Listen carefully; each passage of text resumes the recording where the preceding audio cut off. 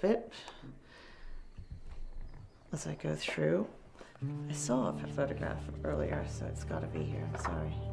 Here I'm looking at a photograph in Kuwait in 1992, in January 1992, and there is a mine next to me on the beach here. These were the Stinger missile silos. I was wearing an abaya, although it was too short. They didn't have anyone long enough for me. And in the background here, you can see a double .50 caliber weapon. Me and a friend at the White House. That is the podium where you see the president speak from all the time. Me aboard the USS Eisenhower in the Persian Gulf near Iran over in 1992. I had a horrible feeling that something bad was going to happen because there was fluid dripping from the ceiling in the helicopter, and I thought, but we made it back.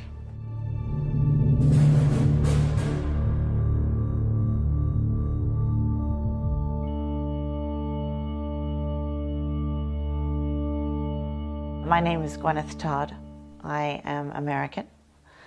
I worked at the White House and the Pentagon for many years, and then I served as a political advisor in Bahrain for 3 years. That's been my career. I am now in Australia. I went to Syria in 1989 to study Arabic in Damascus. It's working. I went to work immediately for the United States Army, and I arrived at my new job 10 days after Saddam had invaded Kuwait. And I spoke Arabic from my training. And so I was put immediately in charge of material sales, particularly medical equipment, chemical defense equipment, for weapons, and Stinger missiles. During that time, I spent a lot of time in various countries, never in Iran themselves, but I had a good understanding that Iran was always off limits, especially with the Republicans when they were in power. We were not to do anything with them.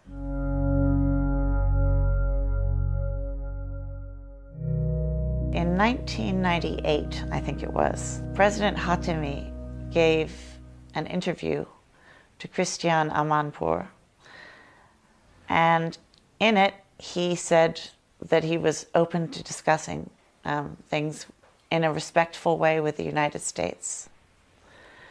Immediately, President Clinton sent a note down to my office, my desk, and said, find ways to improve relations. I want to be able to talk to Iran. Only dialogue and discussion can work this out.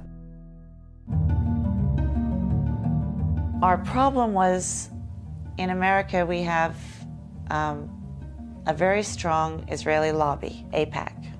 Basically has the power, or they have bragged in the past, to stop any initiative by anyone that they don't like. It's in our national interest to prevent Iran from getting a nuclear weapon. Do not let anyone tell you that a nuclear-armed Iran is just Israel's problem. It is not. Israel must always have the ability to defend itself by itself against any threat. No president and no congressman and no senator can act against AIPAC and hope to be reelected.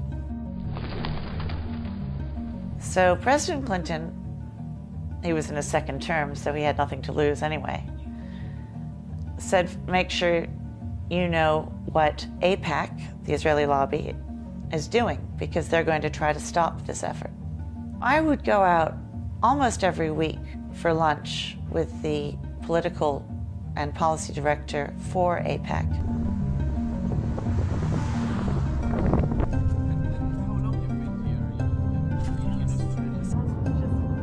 He would be trying to get information out of me about what President Clinton was planning. I was trying to get information out of him to find out which senator they were going to be talking to, who would then send us a letter that I would have to answer, screaming that we must not deal with Iran. was a cat and mouse sort of game. Every time Obama or the administration puts pressure on Netanyahu and Ehud Barak to negotiate with the Palestinians and to come up with a two-state solution, suddenly, all over the press, Iran's nuclear weapon appears.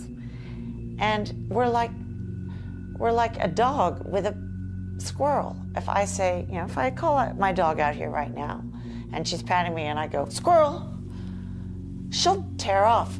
Doesn't matter how much she loves me. Because, and that's how we act. Every time Israel says, Iranian nukes, we go, forget the peace process, forget the Palestinians, oh my God. So it's a very, very useful tool.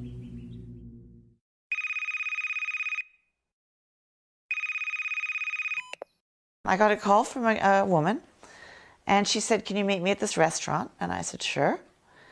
And I went to the restaurant, and there she was with another woman. And they pulled out their badges, and they said, we're with the FBI. And I said, okay. And they said, look, we have finally been given approval to go ahead and find out who is spreading intelligence, leaking intelligence to Israel to try to start a war with Iran. And you know the person very well who we really think is doing this.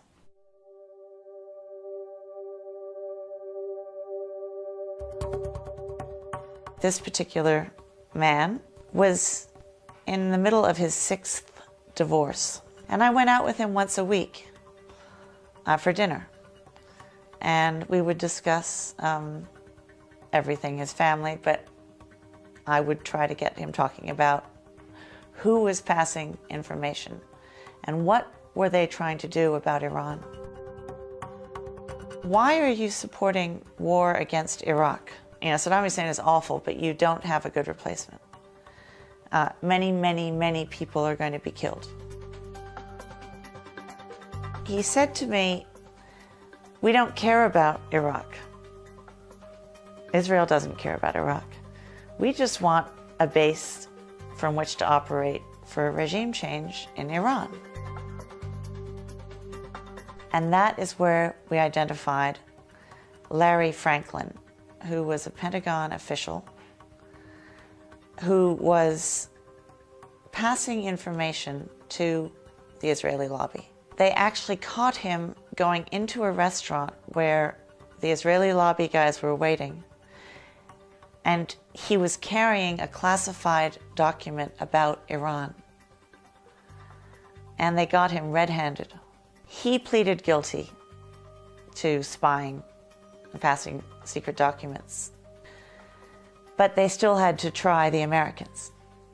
And the Americans were the Israeli lobbyists. Nobody wanted to touch them.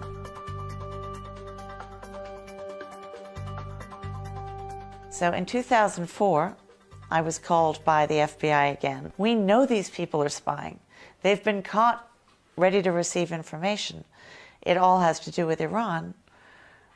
Can you come down and talk to the Department of Justice officials? And I said, yes. I was confronted by a bunch of men who were actually quite hostile.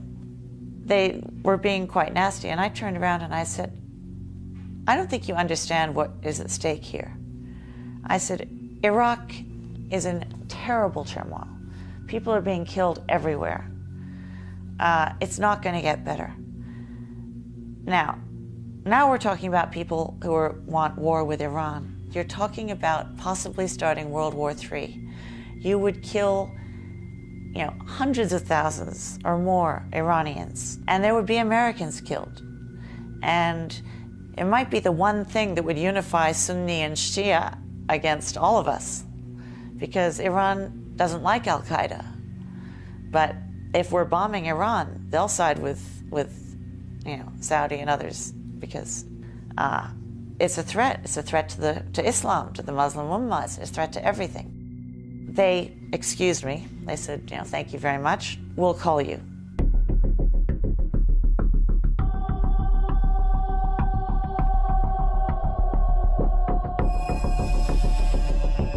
Iraq was going to be the stepping stone for regime change in Iran.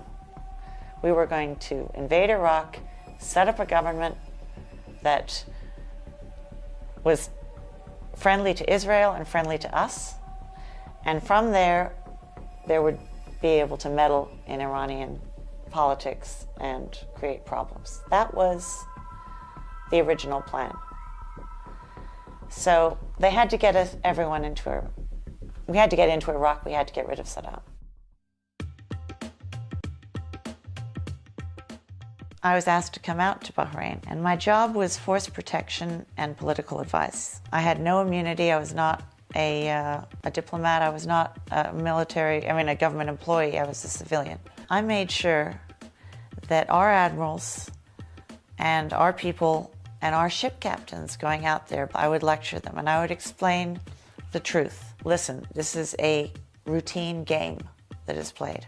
Don't overreact. And all was fine until 2007. A friend of mine was working there at the Navy base.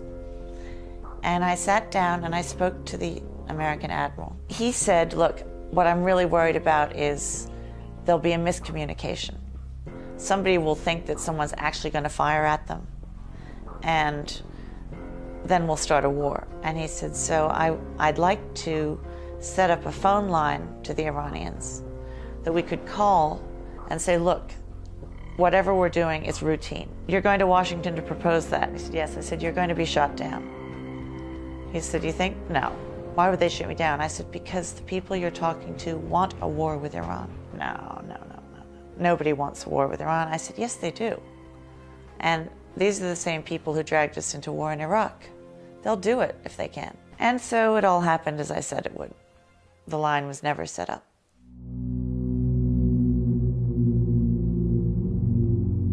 In 2007, George Bush saw that as his last chance to start a war with Iran and to enact regime change. He therefore pulled the admiral that we had there, who was very, very good, back and sent out a new admiral. This new admiral I had known when he was only a captain at the White House. He had one day accidentally mistaken me for an intern and asked me to take out the garbage. And I had looked at him and I said, do I look like a garbage man to you? Well, I didn't see him again until I was in Bahrain, and suddenly there he was, but now he had 3 stars on his shoulder and it was a vice admiral and my new boss. So maybe I should have taken out the garbage. He said immediately when he came that his agenda was to make sure that Iran was pushed back into a box. In May of 2007, there were the first talks scheduled with Iran and Iraq in Baghdad. And those talks were meant to try to, stop the violence in Iraq. And they were very, very important because things were very bad in Iraq, and we'd caused it. What the admiral did was he decided that he would pick that very week to move aircraft carriers around into the Persian Gulf.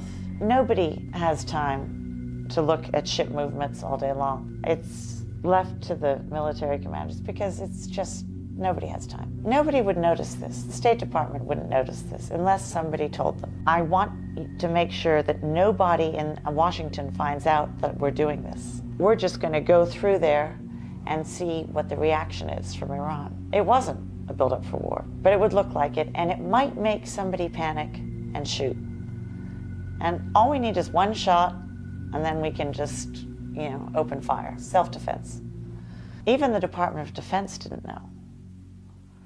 And they came down and they told the admiral, you will not, you can do this, but you will tell our Persian Gulf allies exactly that this is peaceful. And as I understand it, we even went so far as to send a message to Iran saying, don't worry about this deployment, it's peaceful. The admiral called me down into his office, and he made me sit there while he called the Saudis. Of course, the Saudis already knew by then, as did the Iranians. The whole plan had been foiled.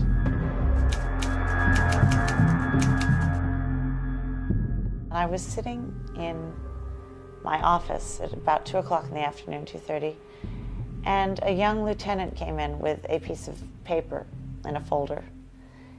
And it basically said that there was a threat sponsored by Iran against American military personnel. Now, this made no sense to me. They wouldn't be taking orders from Iran if Iran were giving them. The admiral called me down to his office. We discussed it. I said, it doesn't make sense. But if it's true, you know, people could die. Can you help us? You're the only person who knows enough people on this island to find out the truth. You'd have no cover or anything, but you might save lives. And I thought, okay, if it saves lives, yes. I'm an idiot. I mean, he fooled me completely, but he knew how I am, and I did it. I didn't meet with the supposed bombers. I met with a man who was a very honorable human rights activist. I said, look, is there a plot? And he said, no, absolutely not. And he said, and if someone even says there's a plot, they're trying to start a fight. Something's wrong here. I said, okay, I'll go back and report that. While we were sitting there, 2 plainclothes policemen came up to us, and they shook his hand and mine, and he went white, you know, and they made a joke about how he'd gained weight and he needed to be able to outrun him. When they left, he explained to me that those were men who had tortured him when he'd been in prison in Bahrain. So he said, something's going on here that's very bad. Now, I said, let's all go my way, you go yours.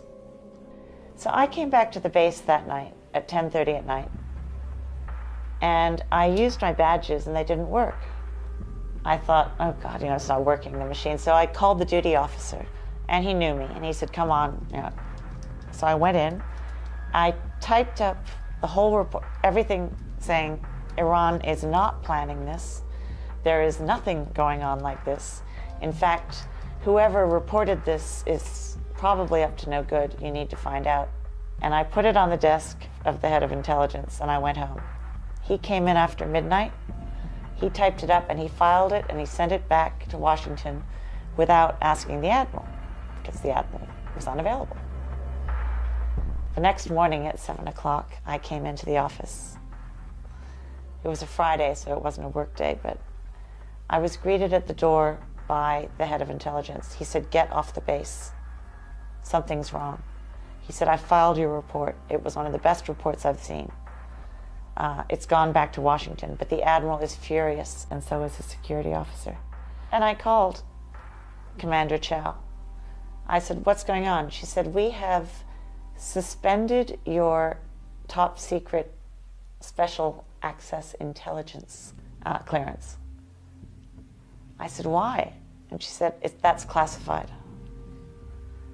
Now, I said, well, I'd like an explanation. She said, come to the base. And I said, no, you come to me. She said, no.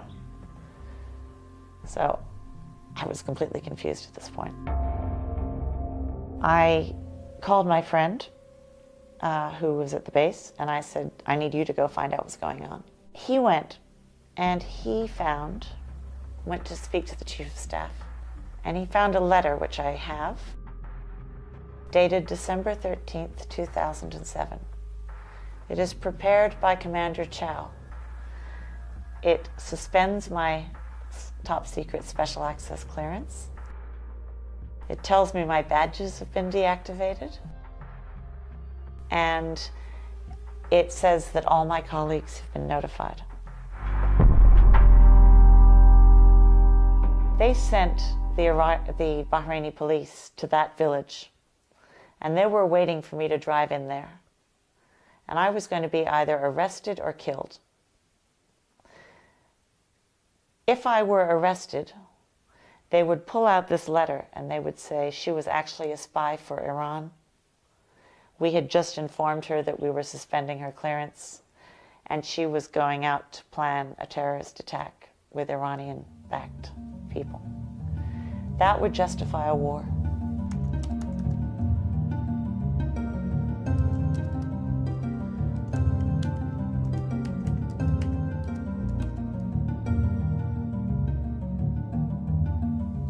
The other option would be that I would be killed, in which case they would say the Iranians killed an American in Bahrain, and that would be justification for attacking Iran.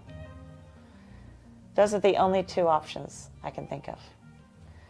They tried to hide the letter.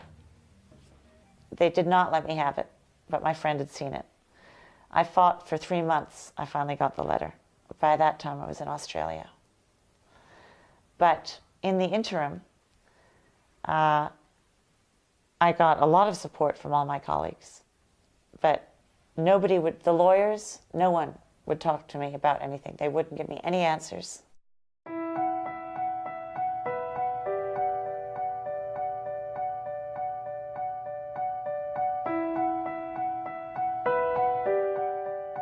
I came to Australia just to try to figure out what had happened for a short visit. And while I was here, one of my other, I had a company, I was a contractor, it was my own company. My other client was a Turkish billionaire. And he said to me, I will pay all your bills, don't worry. So I got here in January 2008. He transferred money for me to pay my lawyers, which was a lot of money. And he was found shot dead on the sidewalk in Istanbul 2 days later. And they ruled it a suicide. But there was no note. It was a Saturday afternoon on a sidewalk. Who kills themselves like that in a place like that? I got an email saying, sorry, he's dead.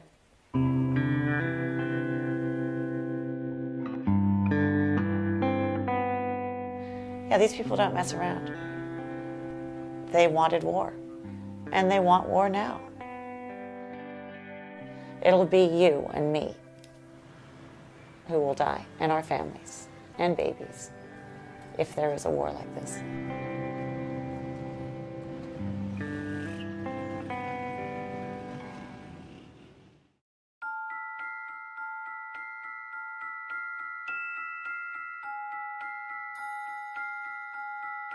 Financially, they ruined me.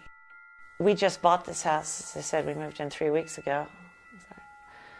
But, you know, I know that they have gone out of their way to stop me from getting work. I know that they have called people and told them not to interview me. I have had the FBI show up on my doorstep, undercover, and try to lure me to the embassy. There's a very high cost, but I'm very positive about it. And I'm just one person. I can't change everything. I feel, it's almost, I find it almost too arrogant to be upset about the fact that I was unable to stop the Iraq war invasion. Because, you know, who am I to stop a war? Shouldn't be that powerful. But I knew how few people were running it, and just no one would listen. So I felt that I did have that ability, and I failed. But, you know, you win some, you lose some.